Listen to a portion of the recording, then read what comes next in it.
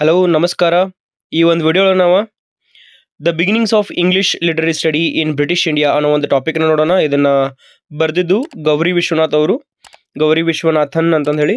So ಇದನ್ನು ಅವರು masks of conquest ಅನ್ನೋ ಒಂದು ಬುಕ್ಕಿನೊಳಗೆ ಬರ್ದಾರ. ಇದು ಫಸ್ಟ್ ಚಾಪ್ಟರ್ ಆಗಿರ್ತೈತಿ.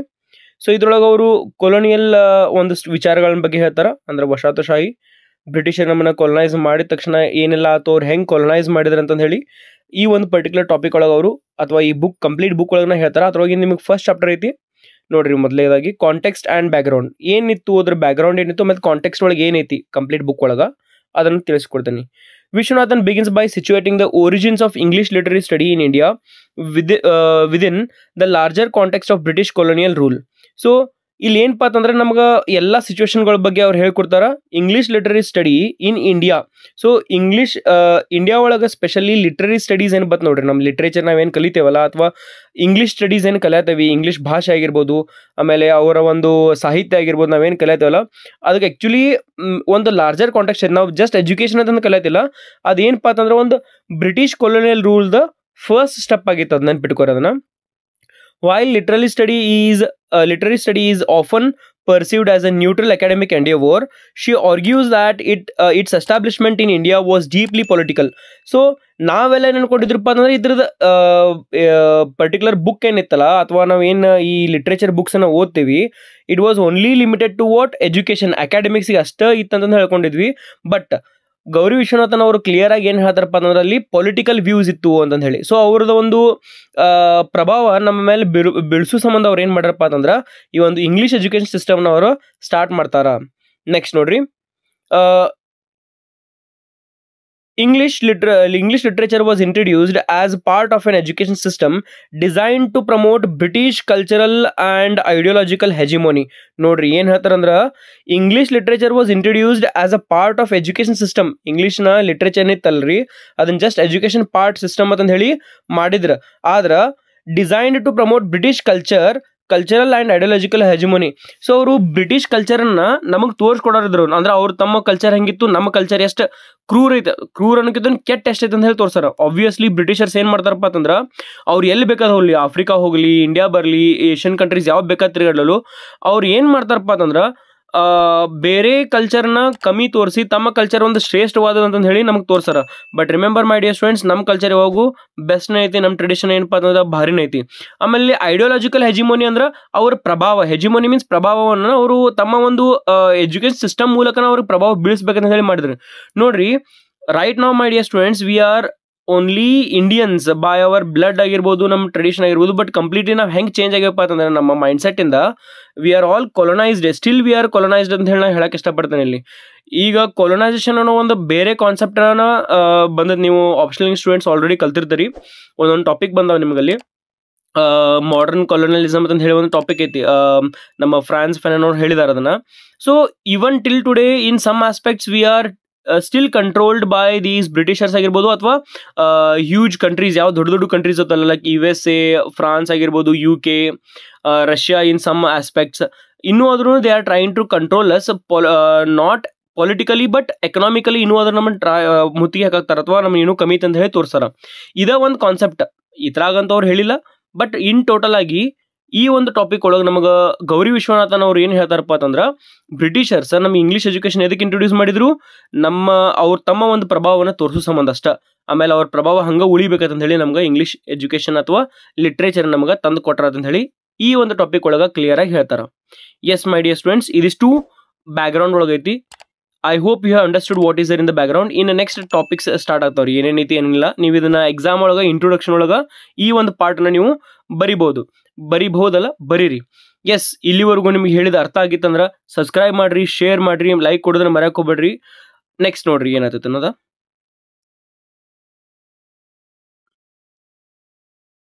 British colonial policies. So first point ಏನಪ್ಪ ಅಂತಂದ್ರೆ British colonial policies ಏನಿದ್ದು. During the early 19th century, debates within the British administration revolved around the type of education that should be provided to Indians. A key moment in these discussion was the Minute of Indian Education by Thomas Babington Macaulay.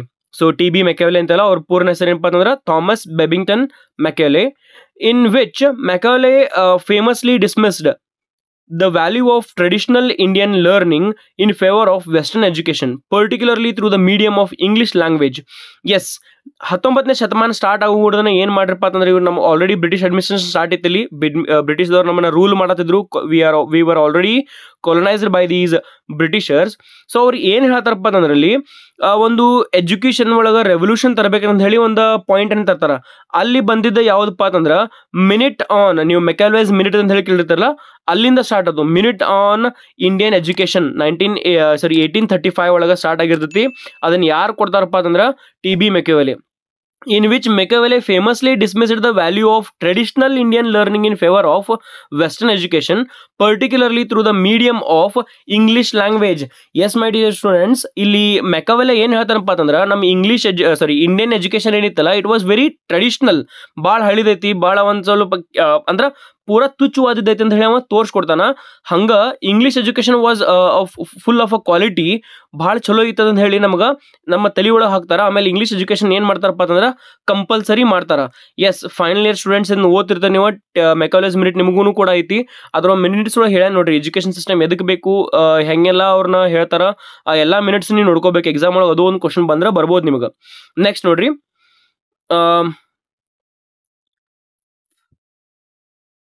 traditional Indian learning in favor of Western education, particularly through the medium of English language.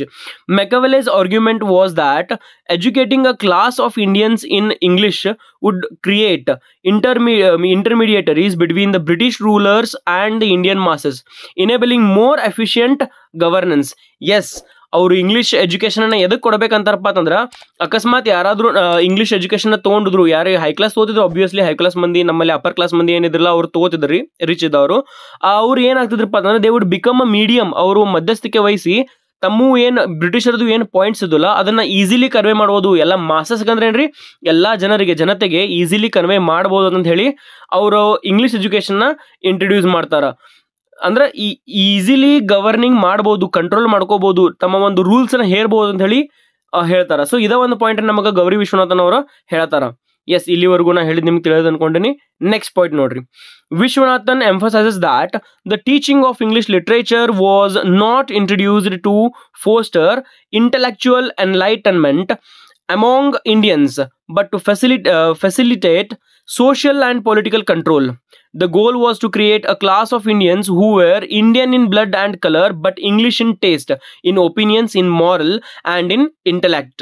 ನೋಡ್ರಿ, ವಿಶ್ವನಾಥನ್ ಅವರು clear ಆಗಿ ಹೇಳತ್ತಾರ ಏನಪ್ಪಾ ಅಂತಂದ್ರೆ English ಲಿಟ್ರೇಚರ್ನ ಅವರು ನಮ್ಗೆ knowledge ಸಂಬಂಧ introduce ಮಾಡಲಿಲ್ಲ.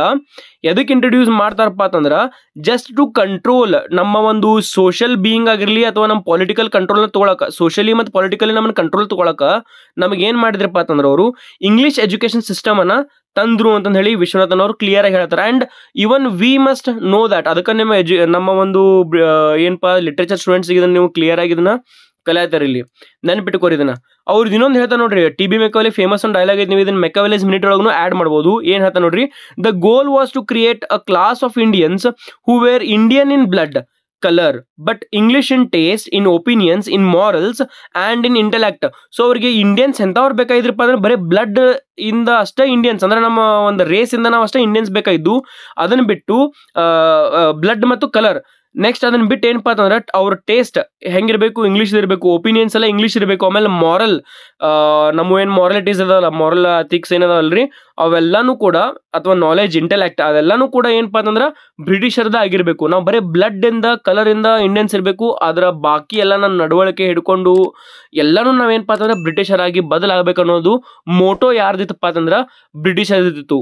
ಅಕಸ್ಮಾತ್ ನಾವು ಹಂಗೆ ಏನಾದ್ರು ಕಂಪ್ಲೀಟ್ ಆಗಿ ಟರ್ನ್ ಆಗ್ತಿದ್ವಪ್ಪ ಅಂತಂದ್ರೆ we would be Britishers. Okay, ಇದ ಒಂದು ಪಾಯಿಂಟ್ ಅನ್ನ ಗೌರಿ ವಿಶ್ವನಾಥನ್ ಅವರು ನಮಗೆ ಕ್ಲಿಯರ್ ಆಗಿ ಹೇಳತ್ತಾರ.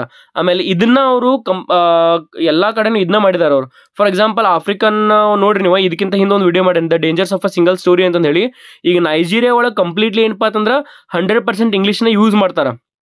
ಆ ವಿಡಿಯೋ ನೋಡ್ರಿ, ನಾ ಕ್ಲಿಯರ್ ಆಗಿ ಹೇಳೇನಿ ನಿಮ್ಗೆ, ಅದು ನಿಮ್ಮ ಸಿಲೆಬಸ್ ಇರ್ಬೋದು. Dangers of a single story ಒಳಗೆ ಏನು ಹೇಳ್ತಾರಪ್ಪ ಅಂತಂದ್ರೆ ಕ್ಲಿಯರ್ ಆಗಿ that Nigeria has completely become anglicanised. So English ಆಗಿಬಿಟ್ಟದ ಅದು ಕಂಪ್ಲೀಟ್ ಆಗಿ. ಹಂಗ ಇವರು ಇಂಡಿಯನ್ ಟ್ರೈ ಮಾಡಕ್ ನೋಡಿದ್ರು, ಆದ್ರೆ ಇಂಗ್ಲೀಷ್ ಎಜುಕೇಶನ್ ಅಷ್ಟೇ ಇಲ್ಲಿ ಪ್ರಭಾವನ ಬೀರ್ತು. ಅದನ್ನ ಇಲ್ಲಿ ವಿಶ್ವನಾಥನ್ ಅವ್ರು ನಮ್ಗೆ ಕ್ಲಿಯರ್ ಆಗಿ ಹೇಳ್ತಾರೆ. ನೆಕ್ಸ್ಟ್ ನೋಡ್ರಿ, through the study of English literature, the British could promote a set of values aligned with the empire's ideology, presenting British culture as superior and by implication justifying colonial domination. So ಅವ್ರದ್ದು main intention ಏನಿತ್ತಪ್ಪ ಅಂತಂದ್ರೆ British culture ಬಹಳ superior ಆಗಿತ್ತು, ಆಮೇಲೆ ನಾವು ಅವ್ರಿಗಿಂತ ಬಹಳ inferior ಇದ್ದು, ನಾವು ಅವ್ರಿಗಿಂತ ಬಹಳ ಕೆಳಗಿದ್ದೇವಿ, ಅವ್ರ ಕಲ್ಚರ್ನ ಭಾರಿ ಅಂತಂದು ಹೇಳಿ ನಾವು ತಿಳ್ಕೊಬೇಕು. ಆಮೇಲೆ ಇನ್ನೊಂದು ಏನಪ್ಪಾ ಅಂತಂದ್ರೆ ಅವ್ರು ಇಂಪ್ಲಿಕೇಟ್ ಮಾಡ್ತಿದ್ರು, ಅದಷ್ಟೇ ಅಲ್ಲ ಜಸ್ಟಿಫೈಯಿಂಗ್ ಕೊಲೋನಿಯಲ್ ಡಾಮಿನೇಷನ್. ಅವರು ಕೊಲೋನಿಯಲ್ ಡಾಮಿನೇಷನ್ ಅಂದ್ರೆ ಬ್ರಿಟಿಷರ ಬಂದು ಪ್ರಭಾವನ ಅವರ ತೋರಿಸಿದ್ರು, ಇಲ್ಲಿ ಎಷ್ಟು ಪ್ರಭಾವ ಐತೆ ಅವ್ರದ್ದು, ಅವ್ರು ಹೆಂಗಿದಾರ, ಅವರ ನಡವಳಿಕೆ ನಮ್ಮದಾತಪ್ಪ ಅಂದ್ರೆ we would be easily controlled. ನಮ್ಗೆ ಇನ್ನೂ ಅದ್ರ ಸ್ವತಂತ್ರ ಸಿಗ್ತಿರ್ಲಿಲ್ಲ. ಇದು ಇಂಡಿಯಾ ಏನೈತಪ್ಪ ಅಂತಂದ್ರೆ ಇದೊಂದು ಬ್ರಿಟಿಷ್ ಲ್ಯಾಂಡ್ ಆಗಿ ಉಳ್ಕೊಂಡ್ ಬಿಡ್ತಿತ್ತು. ಓಕೆ, ಇದೇ ಒಂದು ಪಾಯಿಂಟ್ನ ಗೌರಿ ವಿಶ್ವನಾಥನ್ ಅವ್ರ ನಮ್ಮ ಒಂದು ಮಾಸ್ಕ್ಸ್ ಆಫ್ ಕಾಂಕ್ವೆಸ್ಟ್. ಮಾಸ್ಕ್ ಅಂದ್ರೆ ಏನ್ರಿ, ಮುಖವಾಡ. ಅವ್ರು ಕಾಂಕ್ವೆಸ್ಟ್ ಮಾಡಿದ್ರ ಹಿಂದ ಮುಖವಾಡಗಳು ಎಂಥವ್ ಇದಾವ, ಅವ್ರು ಏನ್ ಬದಲಾವಣೆ ಮಾಡಿದಾರಲ್ಲ ಅದ್ರ ಹಿಂದೆ ಎಂಥ ಮುಖವಾಡ ಐತೆ ಅನ್ನೋದ ಕ್ಲಿಯರ್ ಆಗಿ ಮೆನ್ಷನ್ ಮಾಡತಾರ. ಎಕ್ಸಾಮ್ ನೀವು ಬಹಳಷ್ಟು ಈಸಿಯಾಗಿ ಬರಿಬೋದು, ಆರಾಮ್ಸೆ ಮಾರ್ಕ್ಸ್ ತಗೋಬೋದು ಇದನ್ನ. Okay, it is related to history also, ಹಿಸ್ಟ್ರಿನ ಹೇಳತ್ತಾರಿಲ್ಲ. ಓಕೆ, ನೆಕ್ಸ್ಟ್ ನೋಡ್ರಿ my dear students, I hope ಇಲ್ಲಿವರೆಗೂ ಹೇಳಿದ್ ನಿಮಗೆ ತಿಳಿದು ಅನ್ಕೊಂಡೇನಿ. ತಿಳಿದಪ್ಪ ಅಂತಂದ್ರೆ ಸಬ್ಸ್ಕ್ರೈಬ್ ಮಾಡ್ರಿ, ಶೇರ್ ಮಾಡ್ರಿ, ಲೈಕ್ ಕೊಡೋದನ್ನ ಮರ್ಯಾಕ್ ಹೋಗ್ಬೇಡ್ರಿ. ಇಷ್ಟು ಕಷ್ಟಪಟ್ಟು ವಿಡಿಯೋ ಮಾಡಿರ್ತೀನಿ, ನನಗೂ ಒಂದು ಸ್ವಲ್ಪ ಖುಷಿ ಆಗ್ತೈತಿ. ಆಮೇಲೆ ಕಮೆಂಟ್ ಮಾಡಿದ್ರು ಮರ್ಯಾಕ್ ಹೋಗ್ಬೇಡ್ರಿ, ನೆಕ್ಸ್ಟ್ ಯಾವ ಟಾಪಿಕ್ ಮೇಲೆ ಮಾಡ್ಬೇಕಂತ ಹೇಳಿ. ನೋಡ್ರಿ next point, institutionalisation English literary study. The establishment of English literature as a formal subject of study was thus a calculated move to reinforce British power in India. Vishwanathan explains how British educational policies led to the creation of universities and schools where English literature was taught as a key discipline. The British introduced English as the medium of instruction and literature as a central component of the curriculum. So ನೋಡ್ರಿ ಏನು ಹೇಳ್ತಾರೆ ಅಂದ್ರೆ, ಬ್ರಿಟಿಷರು ಏನು establish ಮಾಡ್ತಾರಪ್ಪ ಅಂತಂದ್ರೆ English ಲಿಟ್ರೇಚರ್ನ compulsory ಒಂದು formal subject ಅನ್ನ ರೆಡಿ ಮಾಡಿಬಿಡ್ತಾರೆ ಅವ್ರು. ಅಂದ್ರೆ ನಮಗೆ ನೋಡ್ರಿ, ನಾವು ಇನ್ನೂ ಅದನ್ನು ಇಂಗ್ಲಿಷ್ ಲಿಟ್ರೇಚರ್ ಕಲಿತಾ, ಆಪ್ಷನಲ್ ಸ್ಟೂಡೆಂಟ್ಸ್ ನಾವೇನು ಮಾಡ್ತೀವಿ, ಲಿಟ್ರೇಚರ್ ಕಲಿತೇವೆ. ಇವನ್ ಕನ್ನಡ ಸ್ಟೂಡೆಂಟ್ಸ್ನು ಕೂಡ ಇಂಗ್ಲಿಷ್ ಲಿಟ್ರೇಚರ್ ಒಂದಿಷ್ಟು ಪ್ರಭಾವ ಅಥವಾ ಅವ್ರ ಬುಕ್ ಟ್ರಾನ್ಸ್ಲೇಟ್ ಆಗಿರುವಂಥ ಬುಕ್ಸ್ನ ಓದ್ತಾರ. ನೆಕ್ಸ್ಟ್ ನೋಡ್ರಿ, study was thus a calculated move to reinforce British power. ಅದು ಎದಕ್ಕೆ ಇಂಟ್ರೊಡ್ಯೂಸ್ ಮಾಡ್ತಾರ, ಬ್ರಿಟಿಷ್ ಪವರ್ನ ಹೆಚ್ಚು ಮಾಡಕ. Viswanathan explains how British educational policies led to the creation of universities and schools where English educational policies, literature was taught as a key discipline. So English education ಇಂದ ಏನಾತ್ರಿ, university ಸಿಕ್ಕು ನಮ್ಗೆ, universities ಅದು, university ಜೊತೆಗೆ ಸ್ಕೂಲ್ಸ್ನು ತೆಗೆದ್ರವ್ರ. ಆ school university ಇಟ್ಕೊಂಡು ಏನು ಮಾಡಿದ್ರಪ್ಪ ಅಂತಂದ್ರೆ game ಆಟ ಆಡಿದ್ರು. ಗೇಮ್ ಅಂದ್ರೆ ಏನ್ರಿ, ಇಲ್ಲಪ್ಪ ಇವ್ರು ಎಜುಕೇಶನ್ ಕೊಡತ್ತ ಅಂತ ಹೇಳಿ ನಾವು ಅವ್ರ ಸ್ಕೂಲ್ಗೆ ಹೋದ್ರಿ, ಯೂನಿವರ್ಸಿಟಿಗೆ ಹೋದು. ಆಮೇಲೆ ನಾವು ಏನು ಕಲ್ತು ರೀ, ಅವ್ರದ ಒಂದು ಕಲ್ಚರ್ನ ಕಲ್ತು, ಟ್ರೆಡಿಷನ್ನ ಕಲ್ತು, ಅವ್ರದ ಭಾಷೆನ ಕಲ್ತು ನಾವು. ಆಮೇಲೆ ಅವರ ಒಂದು ಎಜುಕೇಶನ್ನ ಕಲ್ತು, ಅವ್ರ ಬುಕ್ಸನ್ನು ನಾವು ಭಾರಿ ಅನ್ಕೊಂಡ್ಬಿಟ್ಟು. ನೆನ್ಪಿಟ್ಕೊಡ್ರಿ, our literature was the best. T B Machiavelli ಎಲ್ಲೋ ಒಂದು ಕಡೆ ಹೇಳಿದಾರ, ಇದು ಇದ್ರಾಗ ಮೆನ್ಷನ್ ಮಾಡಿಲ್ಲನ, ಟಿ ಬಿ ಮೆಕವೆಲೆ ಹೇಳಿದಾರ. ನೆನ್ಪಿಡ್ರಿ, ವಿಶ್ವನಾಥನು ಹೇಳಿಲ್ಲ, ಜಸ್ಟ್ ನಂಗೆ ನೆನಪಿದ್ದು ಹೇಳ್ತಾನೆ. ಸೊ ಟಿ ಬಿ ಮೆಕವೆಲೆ ಏನು ಹೇಳ್ತಾನಪ್ಪ ಅಂತಂದ್ರೆ, a single rack of English books is equivalent to all the books of Indian literature ಅಂತ ಹೇಳ್ತಾನೆ. ಅಂದ್ರೆ ಒಂದು ಸಿಂಗಲ್ ರ್ಯಾಕ್ ಏನು ಬ್ರಿಟಿಷ್ ಬುಕ್ಸ್ ಅದಲ್ಲ, ಅವು ಎಷ್ಟು ಭಾರಿ ಇದಾವಪ್ಪ ಅಂತಂದ್ರೆ ನಮ್ಮ ಇಡೀ ಎಷ್ಟು ಲಿಟ್ರೇಚರ್ ಇದಲ್ರಿ ನಮ್ಮ ಸಾಹಿತ್ಯ ಅದಕ್ಕಿಂತನೂ ಜಾಸ್ತಿ ಇದ್ದಂಗೆ. ಅಂದ್ರೆ ನಮ್ಮ ಸಾಹಿತ್ಯ ಅಷ್ಟು ಕೀಳು ಮಟ್ಟದಿತ್ತು, ಅಷ್ಟು ಕೆಳಗಿನ ಮಟ್ಟದಿತ್ತು, ಅಷ್ಟು ಕ್ವಾಲಿಟಿ ಇಲ್ದಿದ್ದಿತ್ತು ಅಂತ ಹೇಳಿ ದನ ಕಾಯೋ ಟಿ ಬಿ ಮೆಕವೆಲೆ ಹೇಳ್ತಾನ. ನೆಕ್ಸ್ಟ್ ನೋಡ್ರಿ, the British introduced English as the medium of instruction and literature as a central component of the curriculum. So ಒಂದು ಕರಿಕ್ಯುಲಮ್ ಅಂದ್ರೆ ಏನ್ರಿ, ಸಿಲೆಬಸ್. ನಮ್ಮ ಸಿಲೆಬಸ್ಗೆ ಇಂಗ್ಲಿಷ್ ಲಿಟ್ರೇಚರ್ನ ಕಂಪಲ್ಸರಿ ಮಾಡ್ತಾರ. ನೆಕ್ಸ್ಟ್ ಪಾಯಿಂಟ್ ನೋಡ್ರಿ, unlike in England where the study of English literature emerged relatively late after the study of the classics like Greek and Latin, in India English literature was introduced earlier and more systematically. ನೋಡ್ರಿ, English literature ಎದ್ರ ಮೇಲೆ ಪ್ರಭಾವ ಬೀರಾರ, Greek ಮತ್ತು Latin books ಓದಿ ಅವರು English ಲಿಟ್ರೇಚರ್ನ create ಮಾಡ್ಕೊಂಡ್ರ.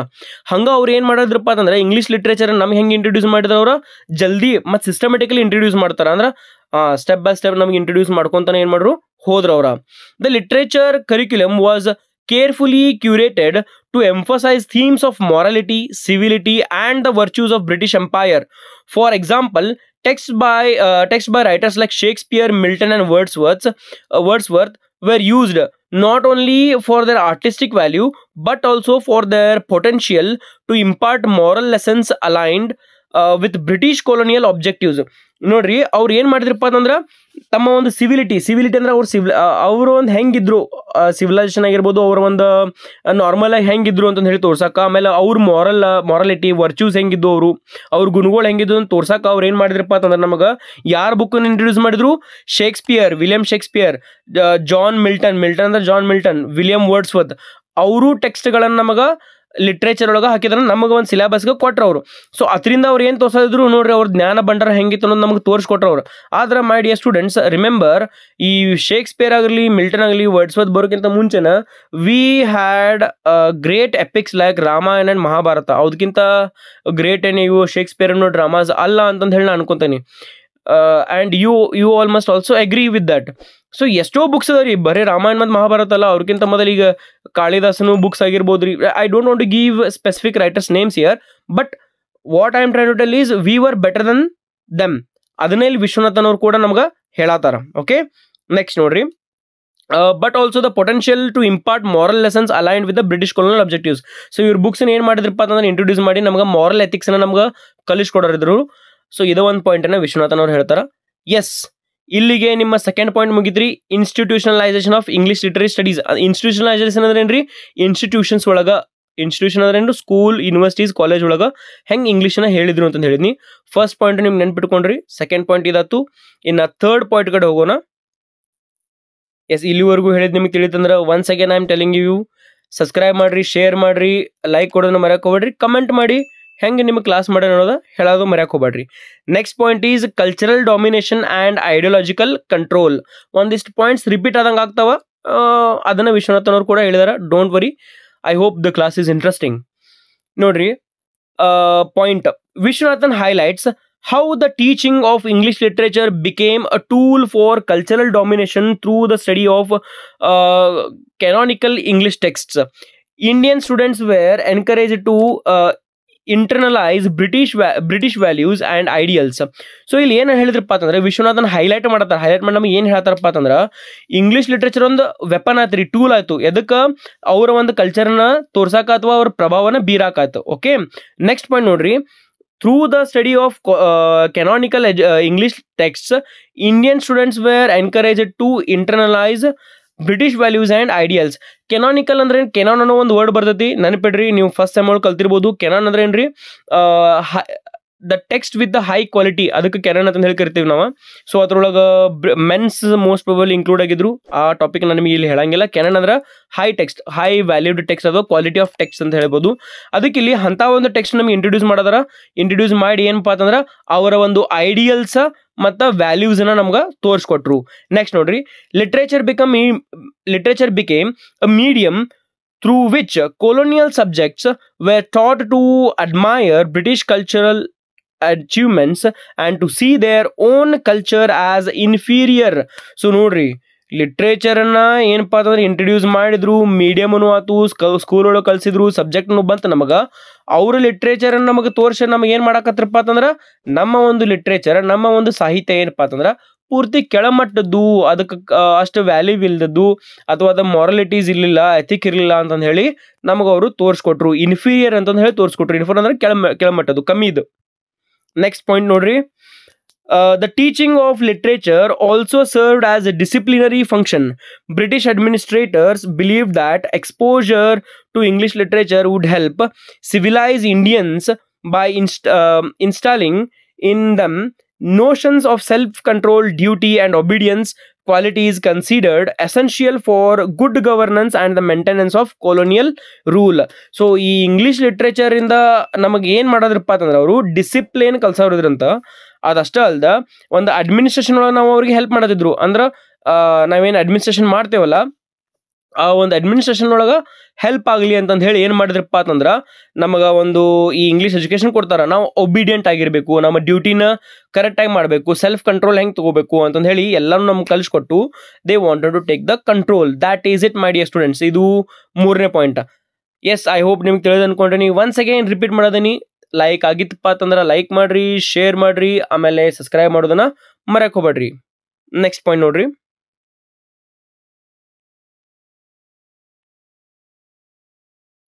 The paradox of English literary study. Next point ಯಾವುದು the paradox of English literary study. Vishwanathan also explores the inherent contradiction in the colonial project of teaching English literature.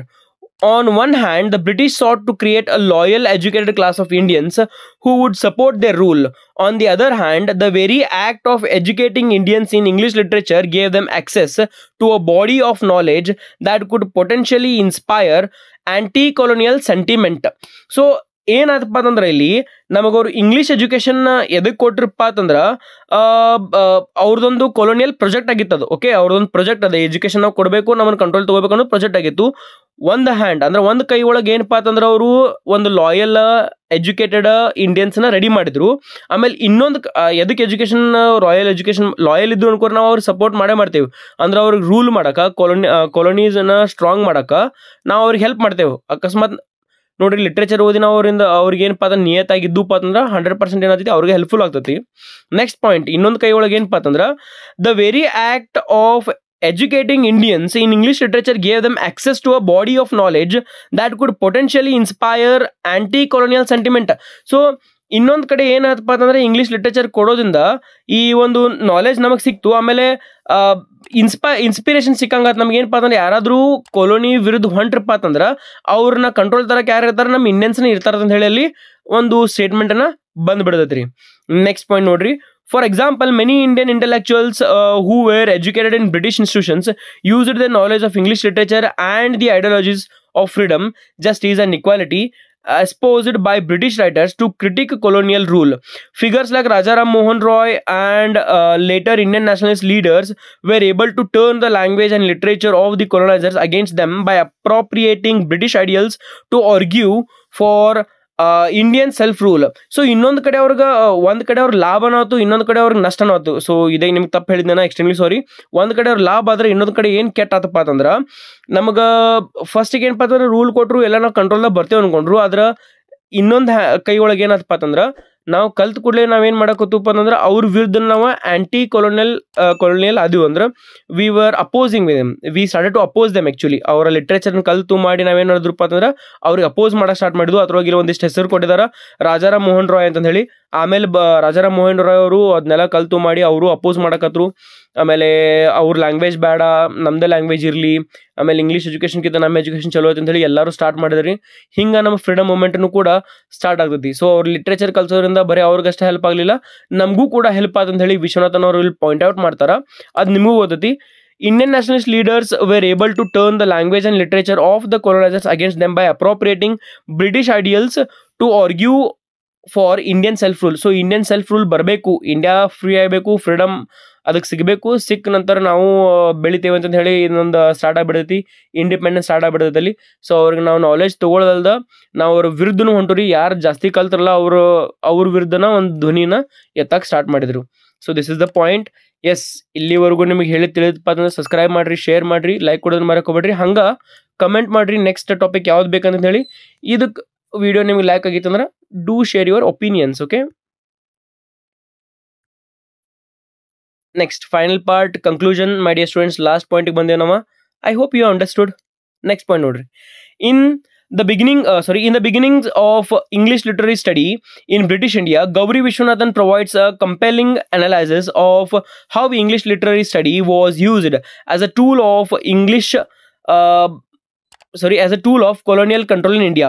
Rather than being a neutral academic discipline, the teaching of English literature was deeply embedded in a colonial project, serving to legitimize British rule and promote cultural domination. So ಮೊದಲಿಗೆ ಗೌರಿ ವಿಶ್ವನಾಥನ್ ಅವರ ಏನು ಹೇಳ್ತಾರಪ್ಪ ಅಂತಂದ್ರೆ, starting ಹೇಳಿದ್ರೆ ನಮಗೆ ಏನಪ್ಪ ಅಂತಂದ್ರೆ English education introduce ಮಾಡೋದ್ರಿಂದ ಏನಾಯ್ತು, ನಾವೆಲ್ಲ ಹೆಂಗೆ ಅವ್ರ ಕಂಟ್ರೋಲರ್ ಹೊಂಟು, ಆಮೇಲೆ ನಮ್ಮ ಎಜುಕೇಷನ್ ಸಿಸ್ಟಮ್ ಹೆಂಗೆ ಚೇಂಜ್ ಆಯ್ತು, ಕಲ್ಚರ್ ಮೇಲೆ ಹೆಂಗೆ ಪ್ರಭಾವ ಬೀರ್ತದೆ ಅಂತ ಹೇಳ್ತಾರೆ.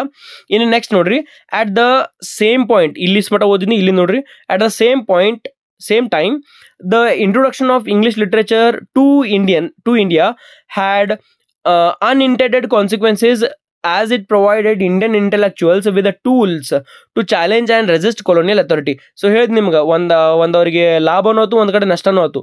ಇಲ್ಲಿ ಏನು ಹೇಳ್ತಾರಪ್ಪ ಈ ಪಾಯಿಂಟ್ ಒಳಗೆ ಅವರು, ಒಂದು ಕಡೆ ಏನಾಯ್ತು ನಮಗವರು ಲಾಭ ಸಾರಿ ನಮ್ಮ ಒಂದು ಕಂಟ್ರೋಲ್ ತೊಗೊಳಕ್ ನೋಡ್ರು. ಅದ ಒಂದು ನಾವು ಎಜುಕೇಶನ್ ಕಲ್ತ ನಮ್ಮೊಳಗೆ ಅಗದಿ ಶಾನ ಮಂದಿ ಏನು ಮಾಡಕತ್ರಪ್ಪ ಅಂದ್ರೆ ಅವ್ರನ್ನ ಅಪೋಸ್ ಮಾಡಿ ಫ್ರೀಡಮ್ ಸಂಬಂಧ ಫೈಟ್ ಮಾಡಕತ್ತೂರಿ. ಸೊ ಇದೇ ಒಂದು ಪಾಯಿಂಟನ್ನು ಅವ್ರ ಹೇಳಿದಾರಲ್ಲಿ. ಸೊ ಸ್ಟಾರ್ಟಿಂಗ್ ಹಂಗೆ ಹೇಳ್ತಾರ, ಆಮೇಲೆ ಅವ್ರ ಎಜುಕೇಶನ್ ಮೇಲೆ ಹೆಂಗೆ ಒಳ್ಳೆ ಪ್ರಭಾವ ಬಿತ್ತು ಅನ್ನೋದ್ರು ಕೂಡ ಹೇಳ್ತಾರ. ನೆಕ್ಸ್ಟ್ ನೋಡ್ರಿ, ವಿಶ್ವನಾಥನ್ಸ್ work highlights the complex relationship between literature, education, and power, showing how colonial regimes used cultural institutions to maintain control while also creating spaces for resistance. This chapter is a key text for understanding the intersections of literature, colonialism, and education, and it continues to influence post-colonial studies and critics of the colonial legacy in modern education system. So ಒಂದು ಕಡೆ ಅವ್ರು ಈ ಒಂದು particular text ಒಳಗೆ ಏನು ಹೇಳ್ತಾರಪ್ಪ ಅಂದ್ರೆ complex situation ಬಗ್ಗೆ ಹೇಳ್ತಾರೆ. ಹೆಂಗೆ ಒಂದು ಕಡೆ ನಮ್ಮ ಕಡೆ ಲಾಭನೂ ಆಯ್ತು, ಒಂದು ಕಡೆ ನಷ್ಟನೂ ಆಗೈತೆ ಅನ್ನೋದ್ರ ಬಗ್ಗೆ ಹೇಳ್ತಾರೆ. ಆಮೇಲೆ ಇಂಗ್ಲೀಷ್ ಲಿಟ್ರೇಚರ್ ಹೆಂಗೆ ಬಂತು, ಎಜುಕೇಶನ್ ಸಿಸ್ಟಮ್, ಆಮೇಲೆ ಪವರ್ ಬಗ್ಗೆ ಅವ್ರು ಏನೋ ಒಂದು ತೋರಿಸಿದ್ರೆ ನಮ್ಗೆ ಅದು ಅವ್ರಿಗೆ ಹೆಂಗೆ ಅಪೋಸ್ ಆಯ್ತು ಅನ್ನೋದ್ರ ಬಗ್ಗೆ ಹೇಳ್ತಾರೆ. This chapter is a key, ನೋಡ್ರಿ ಇದನ್ನ ನೆನ್ಪಿಟ್ಕೋರಿ, this chapter is a key text for understanding the intersection of literature, colonialism, and education, and it continues to influence post-colonial studies and critics of the colonial legacy in the modern education system. So ಈ ಒಂದು context ನಮಗೆ ಏನಾಗ್ತದಪ್ಪ ಅಂತಂದ್ರೆ, ಒಂದು literature ಒಳಗೆ ಹೆಂಗೆ intersection ಆಗೋದು, intersection ಅಂದ್ರೆ ವಿಭಾಗಗಳು. ನೋಡ್ರಿ ನಮ್ಮಲ್ಲಿ ಇಂಗ್ಲೀಷ್ ಲಿಟ್ರೇಚರ್ ಒಂದು ಬೇರೆ ಐತಿ, ಇಂಡಿಯನ್ ಇಂಗ್ಲೀಷ್ ಲಿಟ್ರೇಚರ್ ಒಂದು ಬೇರೆ ಐತಿ. ಸೊ ಹೆಂಗೆ ವಿಭಾಗಗಳು ಅದು ಅಂತ ಹೇಳ್ತಾರ. ಆಮೇಲೆ ಕೊಲೋನಿಯಲಿಸಮ್ ಬಗ್ಗೆ ಹೇಳ್ತಾರ, ಆಮೇಲೆ ಎಜುಕೇಶನ್ ಸಿಸ್ಟಮ್ ಬಗ್ಗೆನೂ ಹೇಳ್ತದೆ ಅಂತ ಹೇಳ್ತಾರ. continues to influence post-colonial studies and critics of colonial legacy in modern education system. So ಇಲ್ಲಿವರೆಗೂ ನಾವು ಅವರ ಒಂದು ಕೊಲೋನಿಯಲಿಸಮ್ ಅನ್ನ ಪೋಸ್ಟ್ ಕೊಲೋನಿಯಲಿಸಮ್ ಅಂತ ಹೇಳಿ ಕಲಿತೀವಿ. ಅವರ ಒಂದು ಟೆಕ್ಸ್ಟ್ ಅನ್ನ ಪೋಸ್ಟ್ ಕೊಲೋನಿಯಲಿಸಮ್ ಸ್ಟಡೀಸ್ ಅಂತ ಹೇಳೈತಿ. ನಿಮಗೂ ಪೋಸ್ಟ್ ಕೊಲೋನಿಯಲ್ ಲಿಟ್ರೇಚರ್ನ ಕಲಿತೀರಿ, ಅದ ಟೆಕ್ಸ್ಟ್ ಒಳಗನ ಇದೊಂದು ಭಾಗ ಐತಿ. ಮಾಸ್ಕ್ಸ್ ಆಫ್ ಕಾಂಕ್ವೆಸ್ಟ್ ನೆನ್ಪಿಟ್ಕೋರಿ, ಬುಕ್ ಹೆಸರ ಮಾಸ್ಕ್ಸ್ ಆಫ್ ಕಾಂಕ್ವೆಸ್ಟ್ ಅಂತ ಹೇಳಿ. ಆ ಬುಕ್ ಒಳಗೆ ಇದು ಪಾಯಿಂಟ್ ಐತಿ. And that particular book is post colonial studies ಒಳಗೆ ಬರ್ತದೆ ಅದು. Okay, and critics of the colonial legacy in modern education system. So modern education system ಒಳಗೆ ಹೆಂಗೆ ಈ ಒಂದು ಪಾಯಿಂಟ್ ಬತ್ತಂತ ಹೇಳಿ ನಿಮ್ಗೆ ಹೇಳ್ತಾರ ಅವ್ರು. ಓಕೆ, ನಾವು ಇನ್ನೂ ಅದನ್ನ ಕಲಿತೇವೆ, ಆ ಒಂದು ಲಿಟ್ರೇಚರ್ ಆಗಿರ್ಬೋದು, ಆಮೇಲೆ ಇದನ್ನ ಪೋಸ್ಟ್ ಕೊಲೋನಿಯಲ್ ಸ್ಟಡೀಸ್ ಒಳಗೆ ನಾವು ಅವರ ಬಗ್ಗೆ ನಾವು ಕಲಿತೇವೆ ಅಂತ ಹೇಳ್ತಾರೆ. ಎಸ್, ಇದನ್ನ ನೀವು 10 ಮಾರ್ಕ್ಸ್ಗೂ ಬರಿಬೋದು, ಆಮೇಲೆ 5 ಮಾರ್ಕ್ಸ್ಗೂ ನೀವು ಅದನ್ನು ಈಸಿಲಿ ಬರಿಬೋದು ಅಂತ ಹೇಳಿ ಹೇಳಕ್ಕೆ ಇಷ್ಟಪಡ್ತೀನಿ. Yes my dear student, that is it. Next video ಯಾವ್ದು ಬೇಕಂತ ಹೇಳಿ ಕಮೆಂಟ್ ಮಾಡಿ ತಿಳಿಸ್ರಿ. ಈ ವಿಡಿಯೋ ಹೆಂಗೆ ಅನ್ಸುತ್ತೆ ಹೇಳಿ, ಡೂ ಕಮೆಂಟ್, ಶೇರ್ ಮಾಡ್ರಿ ನಿಮ್ಮ ಫ್ರೆಂಡ್ಸ್ ಜೊತೆಗೆ, ಲೈಕ್ ಮಾಡ್ರಿ, ಆಮೇಲೆ ಎಸ್ ಸಬ್ಸ್ಕ್ರೈಬ್ ಮಾಡೋದನ್ನ ಮರೆಯಕ್ಕೆ ಹೋಗ್ಬೇಡ್ರಿ. Thank you very much my dear students. See you all in the next video.